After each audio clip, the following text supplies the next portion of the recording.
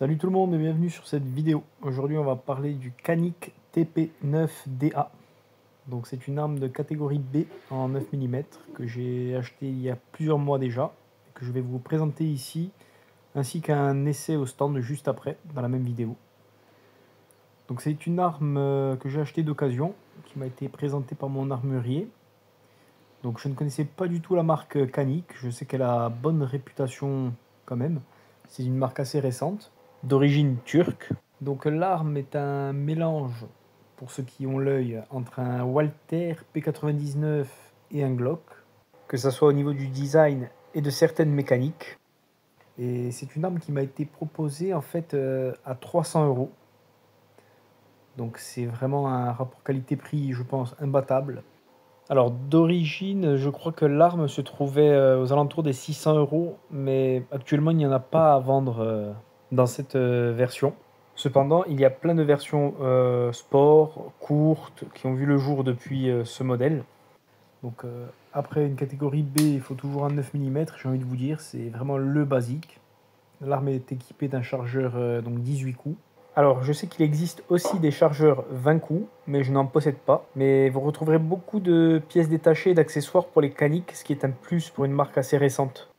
Là, vous voyez un peu les lignes de l'arme. Là, ce petit bouton, donc, c'est ce qui fait penser aussi au Walther en plus du design. C'est un système de désarmement. Donc là, vous voyez, je viens d'armer la culasse. Le point rouge, donc, ça montre que le percuteur est armé. Et il suffit juste d'appuyer là-dessus. Voilà, pour le désarmer sans appuyer sur la gâchette. Donc je vais vous remontrer. Donc là, le point rouge est activé, donc le percuteur est armé. Au niveau de la gâchette, vous voyez qu'il y a un premier cran. Donc là, c'est armé. Et ensuite, voilà, le deuxième cran, avant de tirer, vous allez voir. Voilà, là le coup est parti. Normalement, bon, évidemment, l'arme n'est pas chargée, hein. Voilà, là comme vous pouvez le voir, je remets le premier cran de la gâchette et en réappuyant donc là-dessus, on va voir que ça va ça va faire un reset en fait. En somme, c'est juste une sécurité de plus, inspirée des Walther. Personnellement, j'y trouve pas un grand intérêt. Après, ça reste discutable. Dites-moi ce que vous en pensez en commentaire. Mais dans le cadre du tir sportif, je ne vois pas l'utilité. Après, au niveau du Glock, ça sera plus au niveau de sa gâchette. Après, le niveau de la détente, ça n'a rien à voir avec un Glock, hein, soyons clairs. Pour avoir tiré avec les deux, il n'y a pas ce premier cran au niveau du Glock. Ici, ce que vous pouvez voir aussi, c'est au niveau de l'ergonomie, c'est assez sympa. Ils ont été travaillés là, comme vous le voyez, pour la prise en main au niveau du doigt. Et ça donne une ergonomie assez agréable, hein, en main. En soi, je trouve que l'arme est bien équilibrée, hein. Alors, au niveau du démontage, un seul bouton suffit. Très très simple, il suffit d'appuyer sur le petit bouton, comme vous avez vu. Et l'arme se démonte aussi simplement qu'un Glock, hein. Là, on peut voir tout le système de gâchette et de tringlerie. Voilà. Donc, on va revenir un peu plus au niveau de la gâchette, comme je vous disais, ça ressemble au Glock. Au niveau de la sécurité, là, comme vous le voyez, tant qu'on n'a pas le doigt pile, voilà, sur ce petit bout, le coup ne peut pas partir, en fait. Donc, c'est la sécurité pour ceux qui connaissent, hein. Ici, au niveau de ce bloc détente, alors, pour enlever le tout, il suffit d'appuyer sur la petite goupille que vous voyez là. Mais je ne le ferai pas cette fois-ci. Ça fera peut-être l'objet d'une autre vidéo de démontage complet. Donc ensuite là, je crois que ça s'appelle un dosseret. Ça peut être modifié, vous pouvez le changer, voilà, en enlevant la petite tige qui est en dessous pour une meilleure ergonomie. Je vous montrerai ça après. Donc là, il suffit d'enlever le ressort récupérateur et le canon vient juste avec. Voilà, c'est vraiment basique. Le canon, pour l'avoir comparé à celui d'un Glock, c'est quasiment pareil, hein, le même design. Bon, ça va pas rentrer dedans non plus, hein, on peut pas les changer. Là, comme vous pouvez le voir, il y a quand même beaucoup de traces d'usure sur ce pistolet en particulier. C'est une arme donc d'occasion qui a tiré, je pense, plusieurs milliers de cartouches. Après, comme je vous le disais, avec le nombre de pièces détachées disponibles, un canon aujourd'hui, ça peut se retrouver assez facilement sur internet pour 150 €. Donc ça se change assez facilement. Donc là, j'essaie de montrer le canon, mais on voit mal vu que je filme en intérieur. Mais je pense que 5000 cartouches, cette arme a dû les tirer, entre moi et l'ancien propriétaire. Donc voilà, au niveau de la taille du canon, on est assez proche d'un Glock 19. Je crois qu'il y a 1 millimètre de plus sur ce canic. Alors sachant que le Glock 19 est un pistolet compact, hein. Celui-ci non, c'est une taille standard.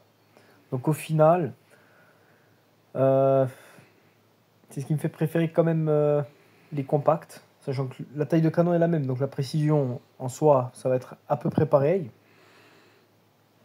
Bon, ici, il devrait avoir une précision un peu moindre, puisqu'il a tiré plusieurs milliers de cartouches, je pense. Alors là, comme vous le voyez, c'est l'ancien propriétaire. Je pense qu'il a martelé la hausse. Parce que normalement, on peut la bouger assez facilement. J'ai dû passer chez un armurier pour qu'il me la décale, pour pouvoir régler la précision. Ça, c'est pas terrible. Et donc voilà, l'arme une fois démontée. Hein. Donc c'est un démontage basique, pas complet. Hein. C'est vraiment comme ça que vous allez le démonter pour le nettoyage. Et le remontage, ça se fait en sens inverse. Donc il suffit de remettre le ressort.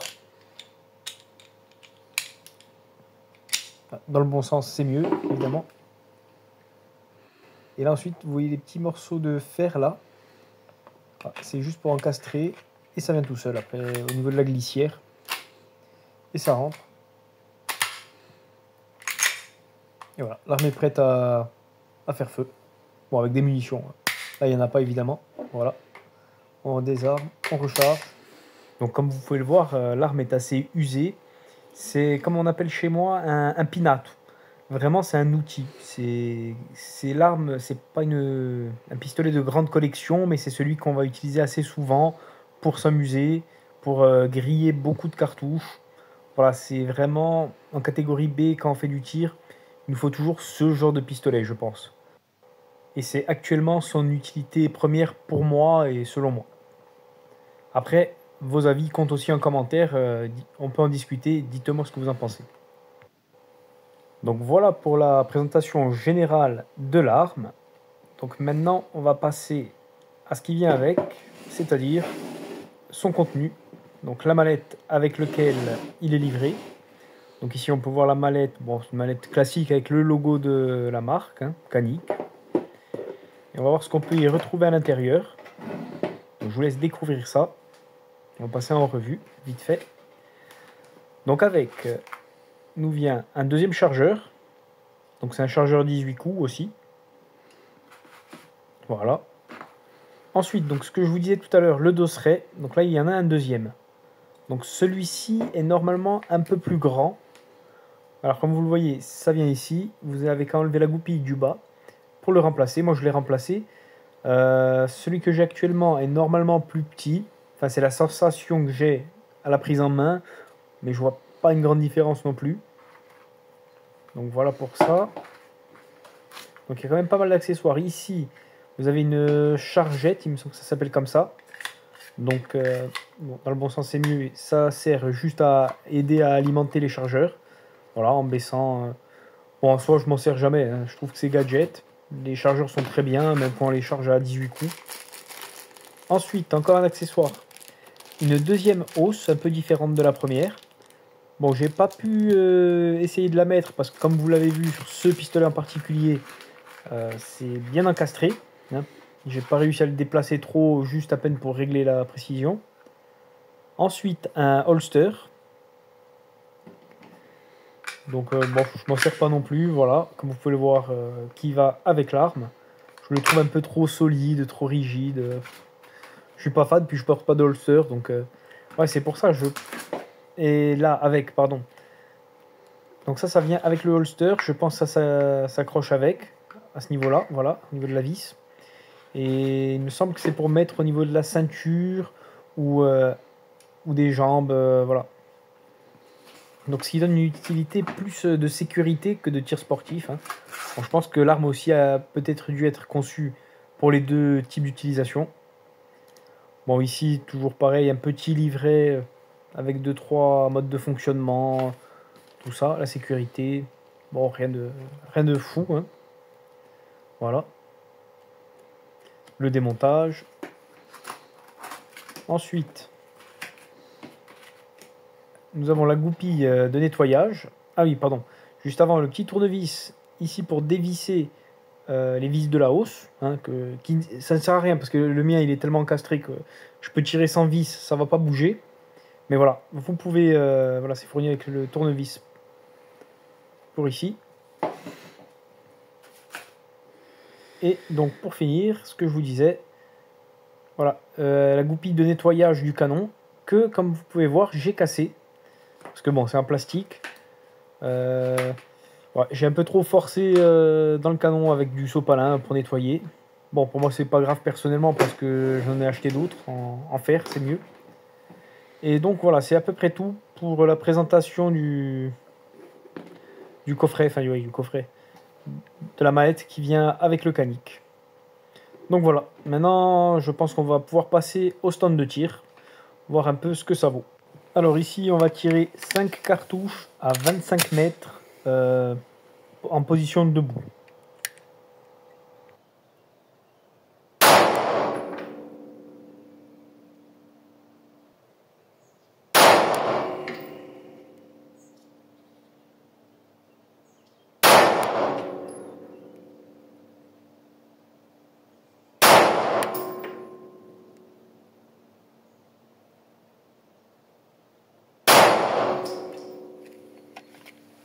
Donc ici, vous voyez le résultat de la cible sur la gauche des 5 cartouches.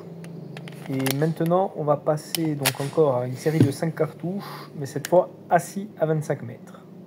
Donc je vous remets aussi le résultat avec. On se retrouve après pour le résultat final sur 20 cartouches.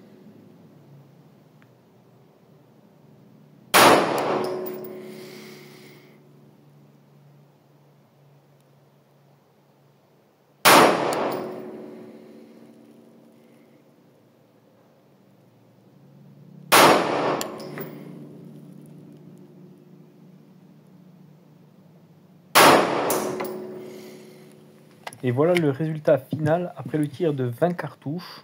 On se retrouve donc avec le score de 128 points sur 200. Et ici, on va se retrouver avec du tir un peu plus fun, puisque c'est du tir sur cible à 10, 15, 20 et après 23, 24 mètres pour les derniers.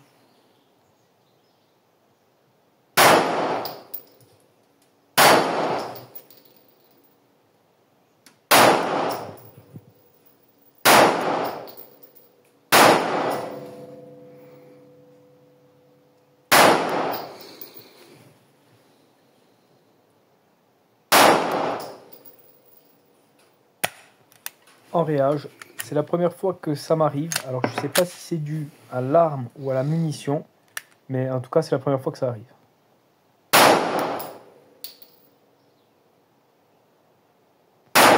C'est vraiment dans ce genre de tir qu'on apprécie le plus l'arme, que ce soit aux diverses distances entre 10 à 25 mètres. Maintenant on va se retrouver avec une dernière rafale de tir sur la cible à 23-24 mètres et on va se quitter là-dessus.